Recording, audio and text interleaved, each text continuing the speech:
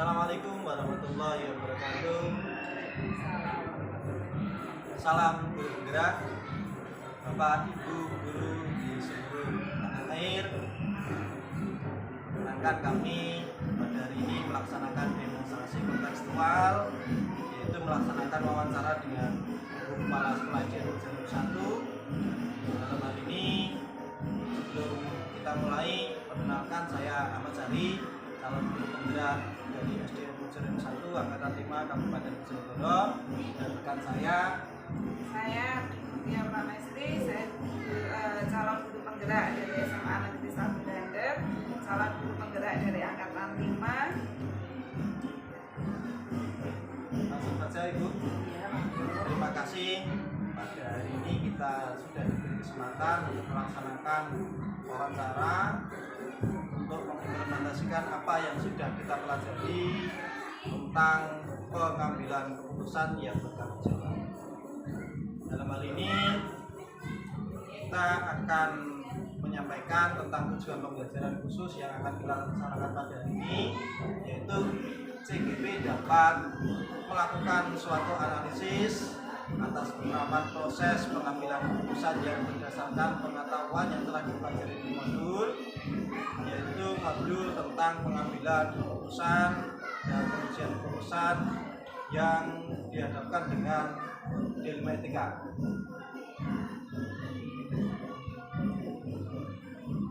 Tugas kami adalah melaksanakan wawancara di sekolah masing-masing dan di lingkungan sekolah lain. Kebetulan kemarin kita sudah melaksanakan di SMA Negeri 1 Dander dengan kepala sekolahnya Bu Odin.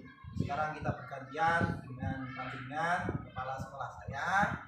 Pada kesempatan pagi hari ini, memang hari ini merupakan hari yang luar biasa, hari yang penuh barokah. Kebetulan di SD sini juga ada kegiatan, yaitu kegiatan peringatan Maulid Nabi dan juga hari santri. Ini juga bisa dikatakan juga sebuah dilema etika, karena di mana hari ini beliau harus mengambil keputusan bagaimana supaya semua berjalan dengan baik.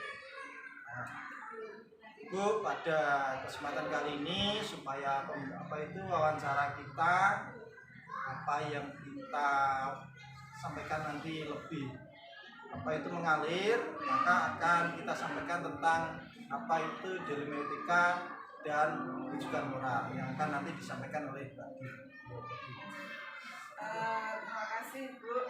Sebenarnya ini tugas individual ya Pak Sari, tapi mengingat waktu Ibu yang banyak kegiatan, mulai dari kemarin asesmen nasional ya, sampai hari ini Maulid Nabi dan sebagainya, maka kami berdua jadi satu wawancaranya dengan panjenengan.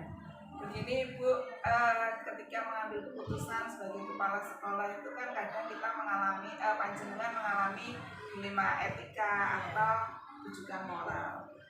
Di dalam dilema etika itu ada paradigma yang dua-duanya terasa benar. Misalnya individu lawan kelompok, mana yang harus didahulukan, rasa keadilan melawan rasa kasihan, itu kan kelihatannya sama-sama benar ya, dirasakan sama-sama benar.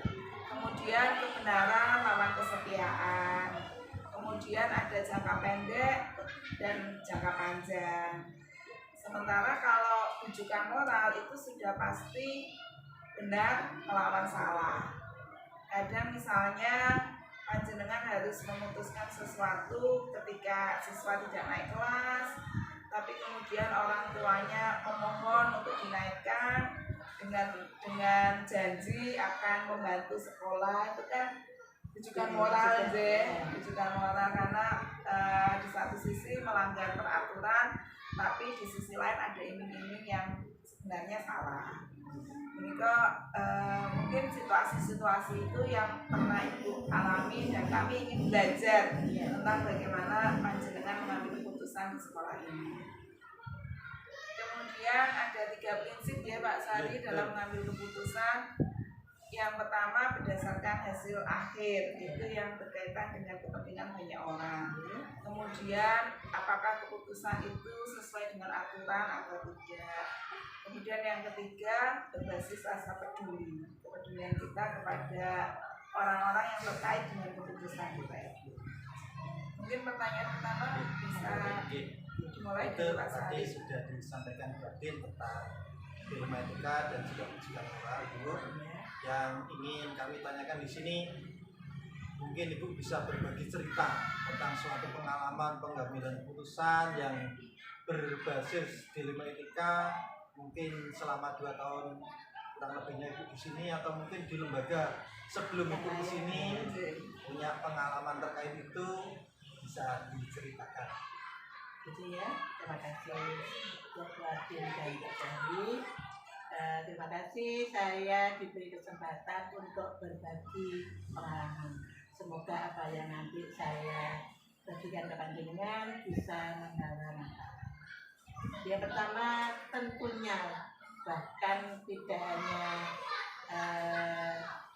bisa dikatakan setiap hari saya itu menghadapi hal-hal yang dikatakan dilema. Seakan kita seperti sering orang mengatakan bagai makan buah simakan, masih kena muncul kena. Nah, saya sebagai kepala sekolah di dalam mengambil keputusan, pastinya saya yang pertama tetap mengacu pada peraturan undang-undang, itu pasti. Namun di salah satu sisi kita pasti nanti berbenturan dengan satu rasa persaudaraan dengan teman, kemudian rasa kasihan mungkin terhadap wali murid, rasa kasihan terhadap siswa dan murid itu. Namun apapun itu yang saya selama ini lakukan tetap mengacu pada peraturan. Nanti bisa misalnya kalau pengalaman saya panggil, misalnya ada kejadian yang dikatakan dilema itu tadi, kita berbicara dulu secara empat-empat. Nanti kalau itu sudah bisa diselesaikan, alhamdulillah. Misalnya nanti kok masih ada berbuntut lagi, kita panggil semua pihak yang terlibat. Nah, kemudian yang saya lakukan, monggo ini diselesaikan dulu dengan rasa persaudaraan dengan kepala unit. Akhirnya nanti saya menyampaikan bahwa peraturan yang benar itu seperti demikian. Saya kira itu Pak Sandi, pengalaman saya seperti ini. Kalau misalnya ada manfaat yang bisa dipetik, itu dari saya. Mungkin ada yang lain? Kalau kasus-kasus yang misalnya panjenengan mengidentifikasikan, oh ini termasuk dilema etika, ini termasuk rujukan moral, itu ada dasar-dasar untuk mengidentifikasikan kasus-kasus itu kan? Ada, itu pasti saya identifikasi dulu kasus ini termasuk dilematika etika atau termasuk rujukan moral. Kalau itu seperti panjenengan sampaikan tadi bahwa untuk dilematika etika itu pasti ada yang benar dan benar. Kalau moral pasti ada yang benar dan salah. Itu saya identifikasi masalah itu seperti apa. Oh, ini termasuk dilematika etika dan penjelasannya harus seperti demikian. Kalau ini mengandung kebenaran dan kesalahan, saya harus mengidentifikasi, harus menyelesaikannya secara ada cara-cara tersendiri.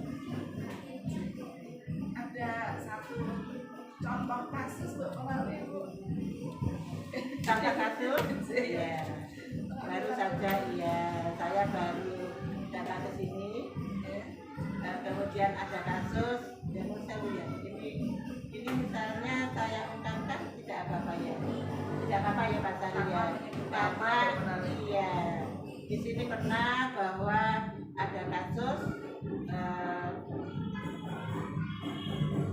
guru kelasnya tidak didampingi oleh wali murid. Nah itu. Kemudian ini kan pasti mengandung dilematika Iya. Nah, saya memanggil guru tersebut, kemudian termasuk ada bujukan moral.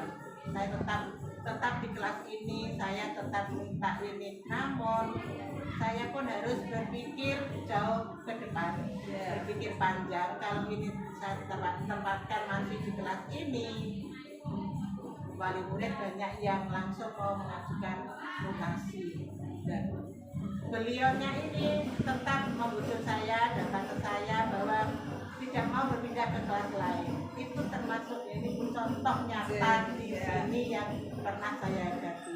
Itu makanya saya tadi katakan bahwa saya harus mengidentifikasi ini kedepannya bagaimana menyelamatkan institusi di sini, menyelamatkan lembaga di sini bagaimana, itu yang pernah saya lakukan. Akhirnya dengan pendekatan pihak yang terlibat, pendekatan dengan wali murid, akhirnya bisa kami selesaikan, tentunya dengan mengorbankan perasaan saya, mengorbankan perasaan teman demi kebaikan. Kalau saya tetap mempertahankan, pastinya masyarakat di sini akan tidak percaya dengan lembaga di sini. Tadi sudah sedikit disampaikan di awal gitu ya. Jadi ada dua hal yang bertentangan antara kelompok dan nah, ini bagaimana Ibu menjalankan pengambilan keputusan tersebut seperti tadi, yaitu tentang apa itu dua hal kepentingan yang sama-sama benar. Yang satu menghendaki supaya apa yang diinginkan wali murid itu terpenuhi, di satu sisi lagi supaya teman guru kita tetap juga bisa menjalankan tugasnya. Ini kan sama-sama benarnya. Ini bagaimana Ibu menjalankan pengambilan keputusan? Terima kasih. Dalam mengambil keputusan antara tadi disebutkan ada dilema antara individu dan kelompok, pastinya saya mengutamakan untuk kepentingan kelompok, mengesampingkan kepentingan individu, walaupun tadi saya katakan mengesampingkan perasaan itu. Namun kalau bagaimana cara kita mengemas menyampaikan kepada individu tersebut agar bisa legowo, agar bisa menerima, akhirnya menjadi baik kembali. Kalau dalam masalah ini Ibu, dalam kasus ini langkah-langkah yang Ibu ambil memperbaiki dari awal sampai kemudian ada keputusan. Terima kasih. Pertama yang saya sampaikan masalah tadi, pertama ada masalah seperti itu. Saya tampung dulu. Kok hampir 75% wali murid di sini menghendaki seperti itu. Akhirnya beliaunya langkah pertama saya panggil. Ada apakah terhadap bagaimana beliau itu menyampaikan pembelajaran di kelas, bagaimana menghadapi anak-anak yang mungkin agak-agak lambat dalam belajarnya, bagaimana beliaunya itu menyampaikan ke wali siswa.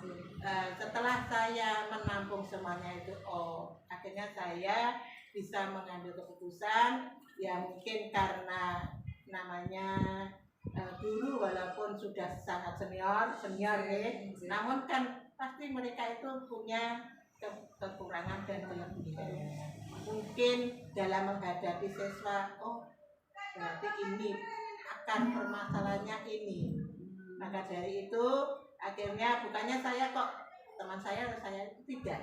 Bagaimana supaya di sini itu tetap berjalan dengan baik. Akhirnya pun beliau saya pindah ke kelas yang lain. Akhirnya wali murid bisa menerima semuanya tanpa beliau itu merasa saya seolah-olah saya menyingkirkan atau merasa saya kok seperti begini kan kepala sekolah tidak. Jadi beliau sampai saat ini pun tidak merasa bahwa mengapa saya tempatkan di kelas yang lain itu karena apa, beliau juga tidak tahu. Yang penting sama-sama bisa berjalan dengan baik. Terus begini Bu, selama ini yang dianggap efektif dalam kasus-kasus dilema etika seperti contoh seperti tadi itu apa yang dianggap paling efektif dalam menyelesaikan masalah? Yang paling efektif itu adalah mengajak bertemu secara tatap dulu, kemudian itu tadi mencari akar masalah. Kalau kita tidak tahu akar masalahnya itu apa, itu kita akan percuma untuk menyampaikan, malah kadang-kadang memperkeruh suasana. Jadi yang pertama adalah mengidentifikasi masalah, kemudian mengajak bicara empat mata, akar masalahnya apa, penyelesaiannya bagaimana. Karena kelihatannya sama-sama benar gitu. Ya, sama-sama Mencari benar. akar masalahnya. Dan pasti pun beliau juga mempertahankan harga diri. Pasti harga diri itu ada. Kalau tantangannya, tantangan dalam pengambilan keputusan yang ini situasinya dilema etika. Dan tantangannya adalah itu tadi. Ya, kita seolah-olah merasa pasti berhubungan dengan perasaan kita, itu pasti. Namun kalau kedinasan seandainya biasa saja. Tapi namanya kita juga manusia biasa nih. Apalagi saya seorang perempuan, melihat perubahan muka saja, itu sudah orang ini kenapa. Tapi ya itu tadi, saya sebagai pimpinan saya harus profesional mengesampingkan hal-hal yang sekiranya ya seolah-olah apa ya, kalau bahasa sekarang baper, saya kesampingkan. Ya. Terus itu Bu, apakah Ibu punya tata kelola atau jadwal khusus untuk menghadapi situasi dilema etika, ataukah Ibu langsung menyelesaikan pada waktu itu? Begini, kalau jadwal khusus itu saya kira tidak ada. Jadi kalau saya selama ini menyelesaikan masalah, setiap ada persoalan langsung saya selesaikan. Karena apa? Kalau tidak langsung numpuk-numpuk, masalah itu menjadi semakin melebar, tidak menjadi selesai. Jadi setiap ada persoalan, bahkan setiap hari, itu pasti kita menghadapi dilematika. Kadang-kadang saya harus memanggil secara khusus, namun mungkin saya florkan secara bersama-sama. Jadwal khusus saya kira tidak ada. Ini Bu, ada faktor-faktor yang mempermudah Ibu dalam pengambilan keputusan, atau mungkin pihak-pihak tertentu yang membantu Ibu dalam pengambilan keputusan. Ya, begini, kalau dikatakan namanya mengambil keputusan itu ada yang dikatakan mudah, ada yang dikatakan sulit. Itu tergantung permasalahannya. Kalau misalnya ada permasalahan yang menghadapi individu, saya harus pasti itu mencari masukan dari teman-teman yang bisa saya percaya. Yang di sini itu ada juga, saya beri masukan seperti ini, kira-kira baiknya bagaimana. Jadi saya selama menjadi kepala sekolah tidak mengambil keputusan secara pribadi, secara individu, namun tetap saya minta masukan dari teman-teman, saya musyawarahkan ini bagaimana persoalan seperti ini. Oh baiknya, misalnya ada teman mengambil masukan ini, akhirnya saya nanti mengambil keputusan yang bisa menyelesaikan masalah tanpa menambah masalah. Dari semua hal tadi Ibu yang telah Ibu sampaikan, kira-kira ada apa itu yang dapat dipetik atau hasil yang bisa ditularkan kepada kami untuk kami pelajari sebagai calon seorang pemimpin di masa yang akan datang? Oke, karena panjenengan nantinya berdua pasti saya akan menjadi pemimpin menggantikan saya sebagai kepala sekolah, Bu Adin dan Pak Sandi. Pelajaran yang bisa kita petik bersama, bukan yang saya sendiri yang petik, bahwa di dalam kita menjadi seorang pemimpin ini mengambil keputusan, yang satu tidak boleh